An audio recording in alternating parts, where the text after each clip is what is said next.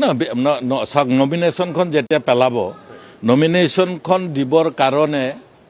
প্ৰথম এখন তেওঁলোকে নমিনেশ্যনত 10জনে চহী মাৰিব লাগিব 10জন যদি দুইটা ৰাজনৈতিক দলৰ চহী মাৰে বাধ্যবাধকতা আহিব হাউচত আহিলে যদিও এই সময়ত কাৰোবাক যদি দলৰ পৰা বাহিৰ কৰি দিয়াও হয় তেওঁৰ যদি MLA কাট যোৱাৰ কিবা প্ৰশ্ন আহে খুব এটা লোকচান নহয় কিন্তু তথাপি এই মুহূৰ্তত নিৰ্বাচনৰ সময়ত বিধায়কসকলে কিবা ৰুল ল'ব এটা ভোট দি নিজৰ আগন্তুক 5 বছৰ জিকি অহাৰ পৰিকল্পনা নষ্ট কৰি ল'ব মই কোনো বিধায়কৰ ক্ষেত্ৰতে নাভাবোঁ গতিকে শাসক পক্ষৰ এবাৰে যেটো মুখ্যমন্ত্ৰীয়ে দাবী কৰিছে কালি যে তিনিখন আসনত নিশ্চয় যদি বিৰোধী পক্ষ ঐক্যবদ্ধভাৱে নিদিয়ে তেতিয়া কণ্টেষ্টেই নহয় নমিনেশ্যনৰ দিনাই ৰিজাল্ট ওলাব নমিনেশ্যনৰ দিনাই ৰিজাল্ট ওলাব প্ৰিয়ংকা গান্ধীৰ আজি অসমলৈ আহিব প্ৰিয়ংকা গান্ধী গতানুগতিক এতিয়াৰ নহয় ভূপেন বৰাৰ ঘটনা কৈ দুৰ্ঘটনা কৈ সেই সময়ৰ আগতেই প্ৰিয়ংকা গান্ধীৰ ইয়াত অহা প্ৰগ্ৰামটো হৈ আছে নিৰ্বাচনৰ সময়ত যেনেকৈ প্ৰধানমন্ত্ৰী গৃহমন্ত্ৰী তেওঁলোকৰ নিৰ্বাচনৰ সময়ত নিৰ্বাচন নাথাকিলেও অসমত তেওঁলোকে ইতিমধ্যে উত্তৰ পূৰ্বাঞ্চলত তেখেতসকলে যথেষ্ট খোপনি পুতিছে সেই সময়ত আচলতে সোনিয়া গান্ধী কি কয় প্ৰিয়ংকা গান্ধী নহয় কংগ্ৰেছ লিডাৰসকল অহাত পলমে হৈছে তেওঁলোকৰ কিয় দেৰি কৰি আহিছে মই নাজানো আগৰ পৰাই তেওঁলোকে যদি ইয়াত কাম কাজ নকৰে তেওঁলোকে এইবেলিও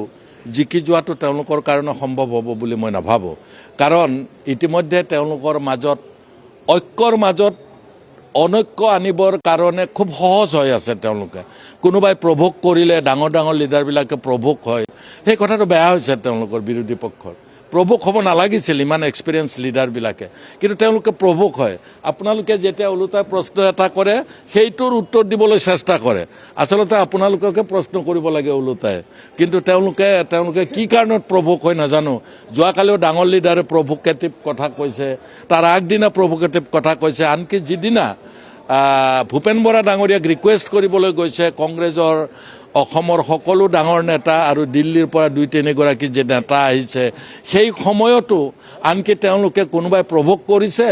আৰু তেওঁলোকে তাৰ বিপৰীতে বক্তব্য ৰখা আৰম্ভ কৰি দিলে ভূপেন বৰাৰ ঘৰৰ পৰা ওলোৱা গতিকে কি কাৰণত জ্যেষ্ঠ নেতাসকল যথেষ্ট অভিজ্ঞতা আছে 20 বছৰ 30 বছৰ অভিজ্ঞতা থকা আমাতকৈও বেছি অভিজ্ঞতা থকা ব্যক্তি আছে তেওঁলোকে কিয় প্ৰভোগ হয় মই নাজানো ভৱিষ্যতে দলটো আগুৱাই নিবলৈ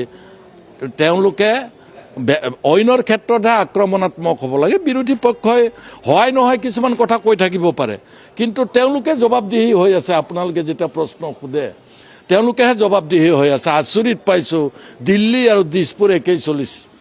আৰু এটা কথা যে বিপিএফৰ 3গৰাকী বিধায়ক আছে গতিকে সংখ্যা বৃদ্ধিৰ ক্ষেত্ৰত এই নিৰ্বাচন কিমান দূৰ আপোনালোক আশাবাদী আমাৰ হেৰিত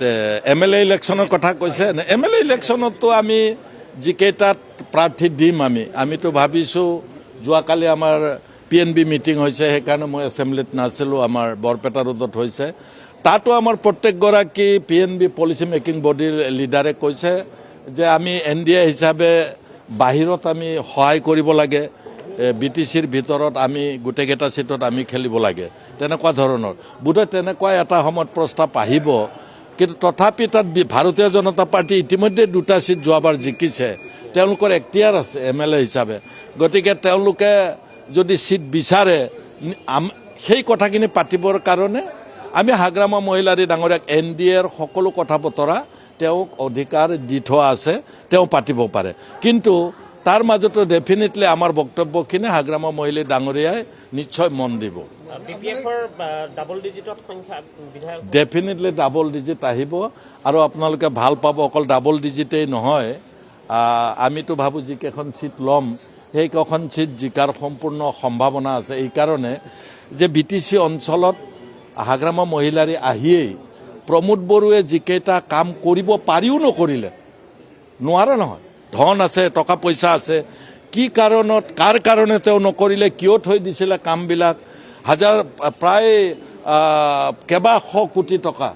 800 কোটিতকৈ অধিক টকাৰ কাম তেওঁ নকৰিলে তেওঁলোকৰ চুক্তিমতে ওদালগুৰিত এছেম্বলি ছেক্ৰেটেৰিয়েট হ'ব লাগে এটা